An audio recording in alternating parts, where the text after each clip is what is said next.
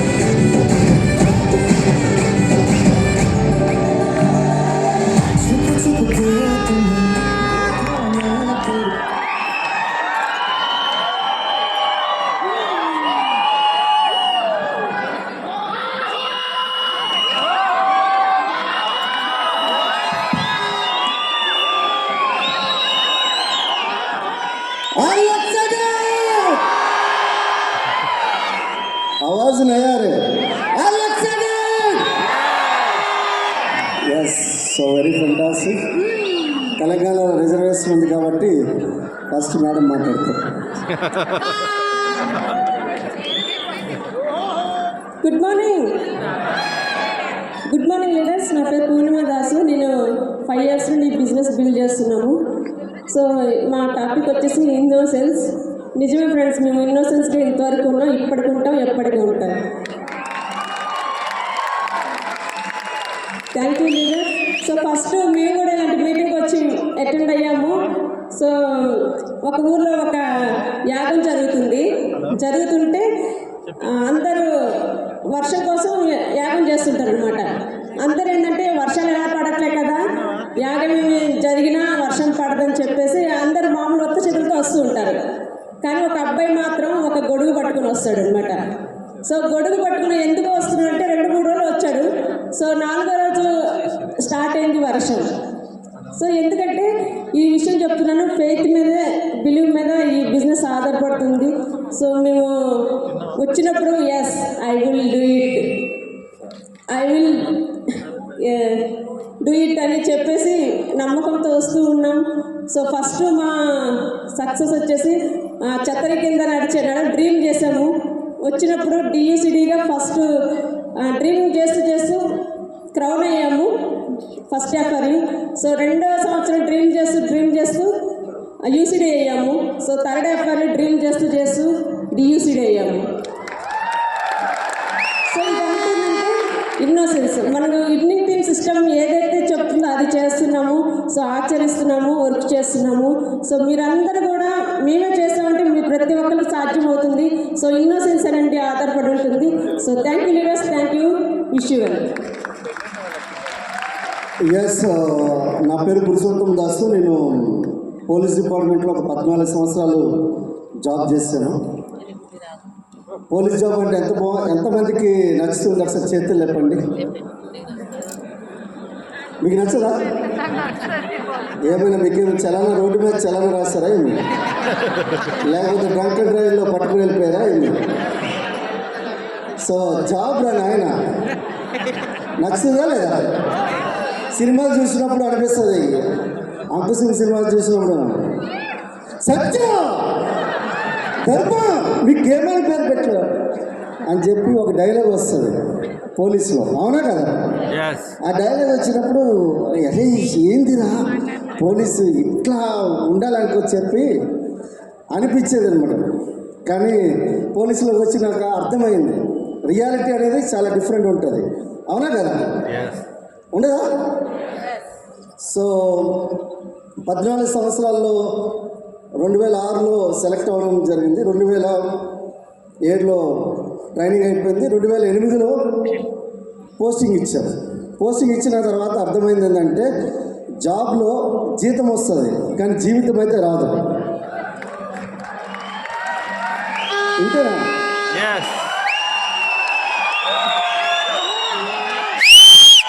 ఎందుకు అంటే 5వ తారీఖు శాలరీ అయిపోద్ది, మిగతా 25 రోజులు కూడా మనకు చాలా కష్టంగా నడుస్తుంది. ఎంత కష్టంగా నడుస్తుంది అంటే ఒక్కో సిచ్యువేషన్లో మనం తినాల్సిన తిండి కూడా కాంప్రమైజ్ అయిపోతాం. అట్లాంటి సిచ్యువేషన్స్.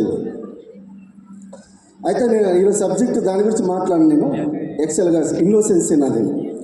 సో ఈ బిజినెస్ నుంచి కరెక్ట్గా ఆగస్టు 3వ తారీఖు 2018లో స్పాన్సర్ కావడం జరిగింది.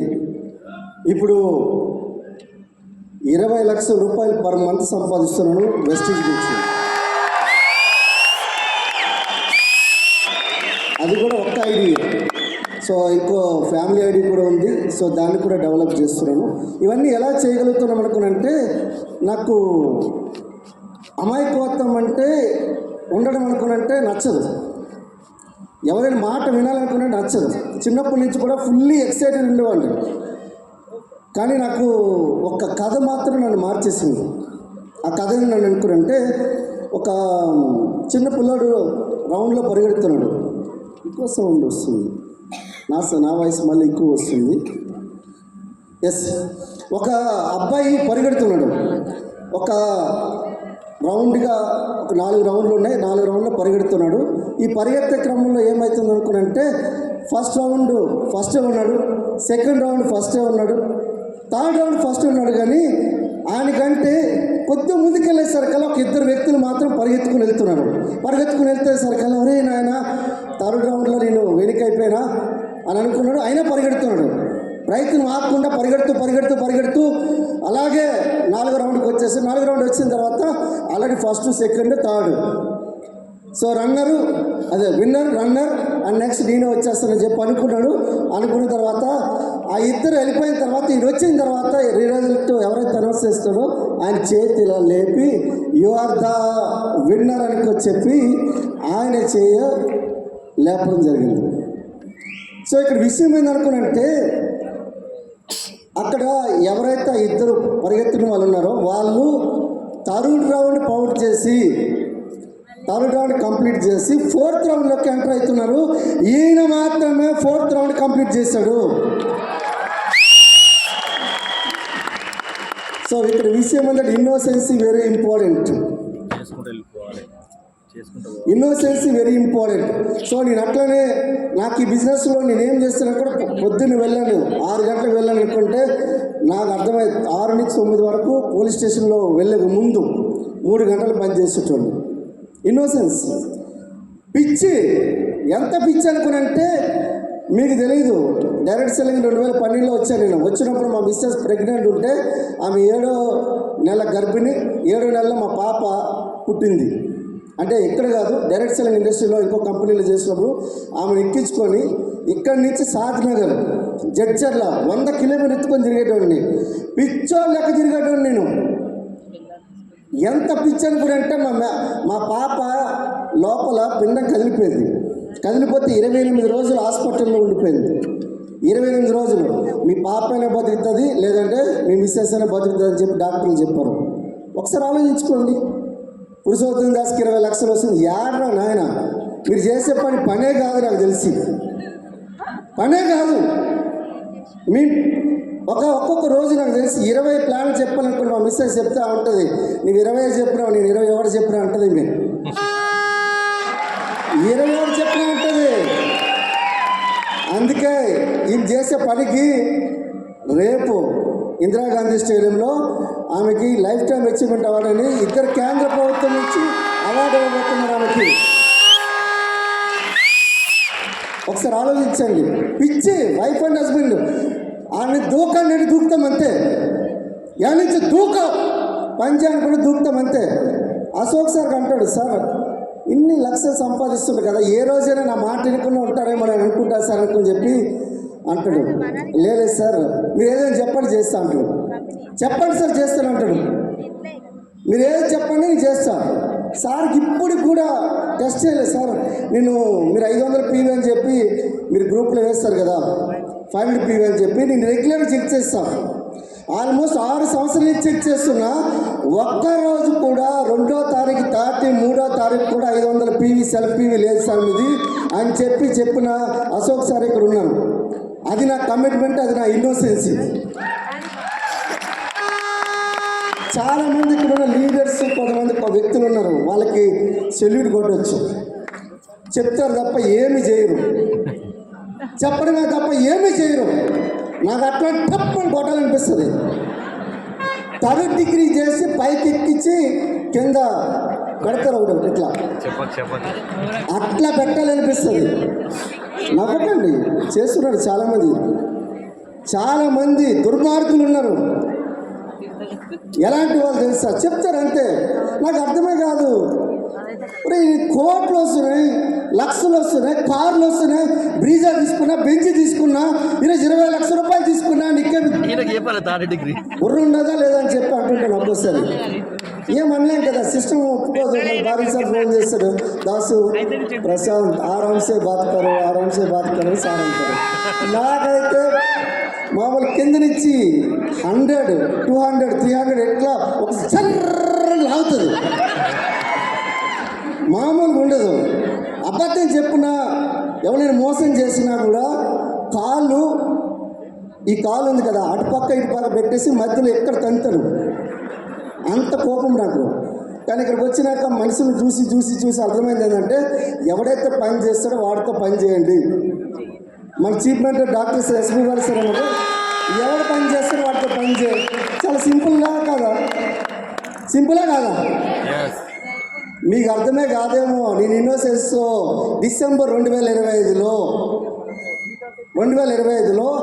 50 లక్షల చెక్ మాత్రం మీ దగ్గర ముందు పెట్టబోతున్నాను. ఇది తథ్యం.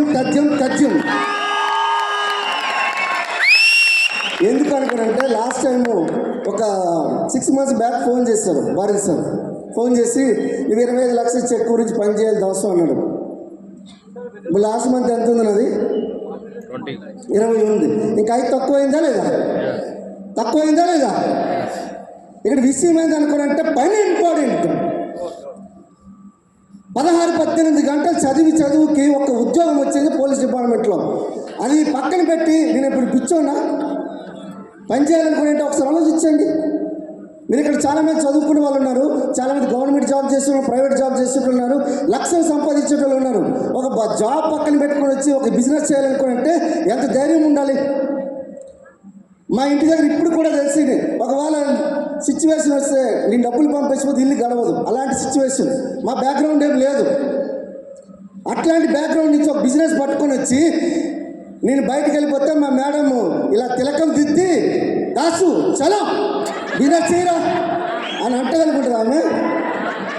పాపం ఏమంటది, ఏం పర్వాలేదు. మా నాన్న మా అమ్మ అట్లా అనేటోళ్ళు కాదు. నీకు పిచ్చి పట్టిందిరా, ఆమె డిగ్రీ చదివింది, నువ్వు డిగ్రీ చదువు, నీకు మంచి ఉద్యోగం ఉంది, అమ్మాయికి మంచి భవిష్యత్తు ఉంది, MBA చేసుకున్నది, నీకు ఎందుకురా పిచ్చి, ఆ సబ్బులు షాంపులు పెట్టుకోవడం తిరుగుతావు ఎందుకురా అని చెప్పి ఒక్కటే ఫస్ట్ చెక్ అయితే ఎవరో నన్ను అవమానించలే. మా నాన్న ఫోన్ చేశాడు, మా అమ్మ ఫోన్ చేసింది. 1100 రూపాయల చెక్ గురించి బయటికి వెళ్ళి నువ్వు కోడలి పిల్ల బయటికి వెళ్ళి పని చేస్తారా, మీకేమైనా పిచ్చారా? ఇట్లా చెప్తే నాకు అనిపించేది బాధ. 1100 గురించి నేను పనిచేసేది కాదు కదా. నాకు ఒక రోజు బెంచ్ ఉంటుంది, నాకు ఒక బంగ్లా ఉంటుంది, నాకు ఒక ఎకరాల కొద్ది భూమి ఉంటుంది. నేను చెప్తాను కదా, ఈరోజు 20 కంపెనీల్లో నేను ఈరోజు షేర్స్ కొన్నాను. టాప్ కంపెనీస్లో ఈరోజు 20 కంపెనీస్లో కొన్నాను నేను. అర్థమవుతుందా? ఈరోజు నా డ్రీమ్ 2025 డ్రీమ్ వచ్చేసరికి మినిమం 10 ప్రాపర్టీస్ కొనాలి. నా డ్రీమ్ 10 ప్రాపర్టీస్. ఒకసారి చూడండి, కార్లు ఉన్నాయి, ఇల్లు ఉన్నాయి, ఎకరాల కొద్ది భూమి ఉంది, అయినా కూడా వచ్చి పనిచేస్తున్నాను అనుకుంటే డిసెంబర్ 2025 ఉంది కదా, అది పురుషోత్తమ దాసు 50 లక్షల రూపాయల చెక్ రావడానికి రాసి పెట్టుకున్నా కొడతా. నేను చెప్పడం కాదు, నా గోడలు చెప్తాయి, మా ఇంటి గోడలు చెప్తాయి. వెళ్ళి అడగండి, మా ఇంటి గోడలు మాట్లాడితే మీతో పురుషోత్తమ దాస్ ఏం చేయబోతున్నా, పూర్ణ ఏం చేయబోతుందని చెప్పి. సార్ కోర్ చేయనంటే ఏందో సార్ ఇవన్నీ ఏడైతే సార్ ఇవన్నీ. ఒరే నాయన, నువ్వు ఆడా కాదు మగ కాదు, అలాగని తేడా కూడా కాదు. ఏడ సార్ ఇవన్నీ ఏడా? నేనన్నా 2 చేతుల్లోనే వచ్చి బిజినెస్ చేస్తున్నాడు అంటే మీకేం పోయే కాలం రాడా అని చెప్పినాను. ఒక్కోసారి బాధకి మనసులో బయటకు అనను.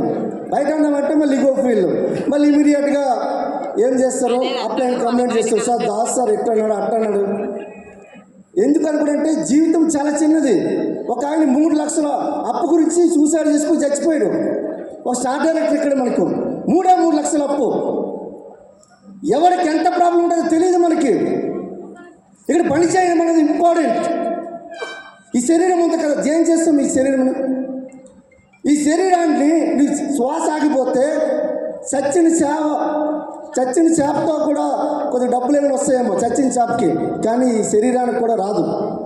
ఇలాంటి శరీరాన్ని తీసుకుని మీ మార్కెట్లో ఏం అమ్మలేరు. అమ్మగలుగుతారా? ఈ శరీరం దేనికి పనికిరాదు. శ్వాస ఉన్నంత వరకే పోరాడు, శ్వాస ఉన్నంత వరకే యుద్ధం చెయ్యి. యుద్ధం ఎవరితో చేయాలి తెలుసా? నీతో నువ్వు చేయాలి, బయట ఎక్కడో కాదు. నీ శరీరంలోనే చాలా రకాల నెగిటివ్స్ ఉంటాయి. ఒకటితో సరిగ్గా నువ్వు కలిసి సాంగత్యం చేయలేవు, హార్మోని ఉండదు. కొంతమందికి ఎవరు చూసినా కూడా ఎగతాళి చేయాలనిపిస్తుంది. ఎవరికి అనుకోనంటే ఈ పేదవాళ్ళకి ఉండదు, ధనవంతులకు ఉండదు, మధ్య తరగతి మనోళ్ళకే. అది సార్ నాకు అనిపిస్తుంది, ఎవరైనా ఆయన బుద్ధి నీది సక్రంగా ఉండదు అనుకుంటే ఇందులో ₹1,00,000 రావడం చాలా easy, simple. Core, go getter, crowd club 3 స్టెప్లో ₹1,00,000 సంపాదించవచ్చు. ఈ 3 స్టెప్లు చేయలేమా? ఆల్రెడీ విన్నింగ్ టీమ్ మీకు ఆల్రెడీ సక్సెస్ ప్రిన్సిపల్ ఇచ్చేసింది. సార్ కోర్ చేయాలంటే సార్ నేను ఎవ్రీ మంత్ 5,000 అమ్మాలి. 5,000 అమ్మాలా సార్? నేను ఇప్పుడు బిజినెస్లోకి వచ్చినాక గడ్డం తీసుకుంటున్నా. ఈ బిజినెస్లోకి వచ్చినాక బ్రష్ చేస్తున్నా. ఈ బిజినెస్లోకి వచ్చిన పువ్వు తింటున్నా అనేటోళ్ళు ఎవరైనా ఉన్నారు ఇక్కడ? మరి మీ ఇంట్లో మీరు వాడడానికి 5,000 నాకు ఖర్చు అవుతుంది, 10,000 ఖర్చు అనుకోనంటే నువ్వు ఏడా బిజినెస్ చేస్తావు? ఏడైతే బిజినెస్ అవుతుందా? 5-10,000 అమ్మలేవు, కానీ 5,000 కోట్ల కంపెనీ ఎట్లా హ్యాండిల్ చేస్తావు నువ్వు? 5,000 ప్రోడక్ట్ అమ్మలేవు, 5,000 కోట్ల కంపెనీ ఎట్లా హ్యాండిల్ చేస్తావు?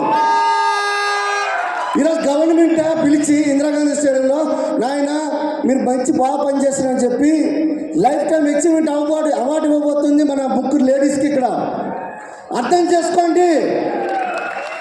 నేను గవర్నమెంట్లో చూడండి 14 సంవత్సరాలు పనిచేసిన IPC, CrPC, IEA, Indian evidence act మీద, ఐపీసీ మీద ఇప్పుడు ఆల్రెడీ చట్టాలు మారిపోయినాయి. దాని మీద 14 సంవత్సరాలు చేసిన నాకు ఒక్కడే తెలుసు. ఏం తెలుసు అంటే పని హార్డ్ వర్క్ సబ్స్టిట్యూట్ లేదు. ఈ భూమి మీద హార్డ్ వర్క్ సబ్స్టిట్యూట్ లేదు. మీరు ఏ పని చేస్తే అదే రిజల్ట్ వస్తుంది. సార్ నేను ఇక్కడ పుట్టుంటే నాకు డబ్బులు వచ్చి ఉండేవా, ఇక్కడ పుట్టి ఉండకపోతే నేను డబ్బులు ఇచ్చి ఉండేవాడు, నేను ఆడపిల్లనైతే నేను పని చేసి ఉండేవాడిని, మగపిల్లనైతే పని చేసి ఉండేవాడిని, నేను ఆంధ్రాలో కాకుండా తెలంగాణలో పుట్టి బాగుండేది, తెలంగాణలో కాకుండా దుబాయ్లో పుట్టి బాగుండేది, దుబాయ్లో కాకుండా నేను ఢిల్లీలో పుట్టి ఉంటే బాగుండేది. ఇట్లాంటి వదిలేయండి. పని మాత్రమే. ఇన్నోసెన్స్ ఎట్లా ఉంటుందో తెలుసా? వీరబ్రహ్మేంద్ర స్వామి మీకు తెలుసో తెలీదు, నాకైతే తెలుసు. ఎందుకంటే మొన్న ఆ యొక్క దేవాలయాన్ని సందర్శించుకున్నాను. ఆయనకు ఒక శిష్యుడు ఉండేవాళ్ళు, వీరబ్రహ్మేంద్ర స్వామి సిద్ధానికి చెప్పి ఇన్నోసెన్స్గా పనిచేస్తే ఎలా రిజల్ట్ వస్తుందో చెప్తా చూడండి. ఆయన ఏం చేస్తాడు అనుకుంటే అందరు శిష్యులు ఆయన మీద ఒక అవమానించేటోళ్ళు. సార్ ఎందుకు మీరు ఎక్కువ ఈ సిద్ధుని ఎందుకు బాగా నమ్ముతున్నారు? ఇలాంటి వ్యక్తిని మీరు నమ్మితే మీకు మంచిది కాదనుకో చెప్పి శిష్యులు సలహాలు ఇచ్చేటోళ్ళు. శిష్యుడు సలహాలు ఇచ్చాడు అనుకుంటే అప్పుడు వీరబ్రహ్మేంద్ర స్వామి అనేటోడు, ఎందుకు నీ సిద్ధుని ఎక్కువ నమ్ముతాను మీకు చూపిస్తాను అని చెప్పి ఇలా దారంటే నడుచుకుంటూ వెళ్తే అక్కడ కుక్క చచ్చిపోయి ఉంటుంది. ఆ కుక్క చచ్చిపోతే అక్కడ అందరూ చూస్తారు వాసన ఒకటే వాసన, అబ్బా ఏం వాసన అని చెప్పి ఒకటే వాసన అంటారు. అయితే వీరబ్రహ్మేంద్ర స్వామి అందరూ పిలుస్తాడు, ఇక్కడే మీ యొక్క నిజాయితీని చూస్తాను, మీ భక్తిని చూస్తాను, మీలో ఉన్న ఎంత విశ్వాసం నా మీద ఉందో చూస్తాను అంటూ చెప్పి అంటాడు.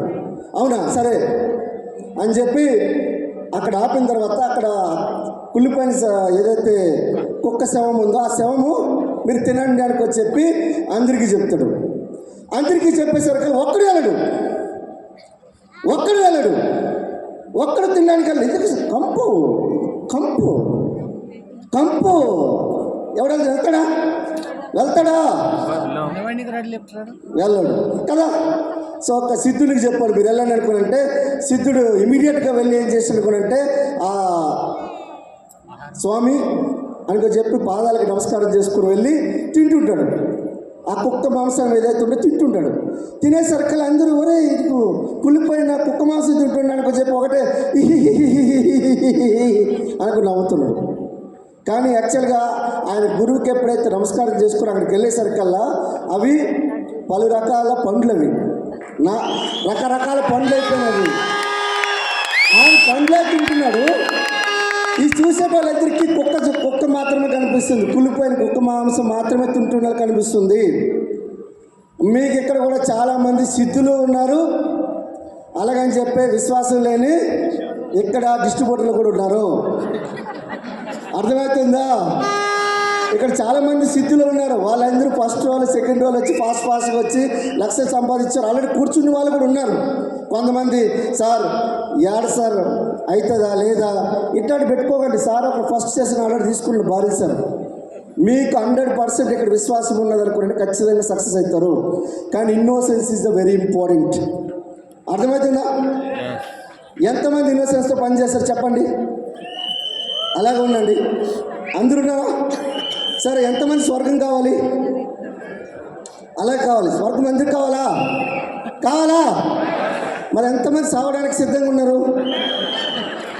స్వర్గం కావాలంటే చావాలి కదా. ఇదేరా నాయన వెస్టీజ్లో ఇన్నోసెన్స్ అమాయకత్వం. నిత్యం విద్యార్థి బుద్ధి ఉంటే చెప్తున్నా కదా. ఈరోజు నేను చెప్తున్నా విన్నింగ్ టీమ్ని నా గుండె మీద వేసుకొని తిరుగుతున్నా. ఎంతమంది వేసుకొని తిరుగుతున్నా నాకైతే తెలియట్లేదు. ఇదిగో 500 PV, ఇదిగో నా వెస్టీజ్కి సంబంధించి ఒక పిన్ వేసుకొని తిరుగుతున్నా. గర్వసే బోలో హమ్ హై Vestige. 500 PV winning team, 500 PV circle winning team వేసుకొని తిరుగుతున్నా. సార్ పురుషోత్తం దాస్కి 20 లక్షలు ఎందుకు వస్తుంది అనుకున్నా అంటే గుండెలో వేసుకొని తిరుగుతున్నా నాన్న, గుండెలో వేసుకొని తిరుగుతున్నా. సార్ నాకు ఎందుకు రావట్లేదు సార్. ఎందుకు వస్తారు నాయన? రావాలంటే నీ గుండెలో పెట్టుకొని తిరుగు, నీ సిద్ధులు లెక్క మారుతావా లేదా? So thank you very much. Thank you. Back to the house. Thank you.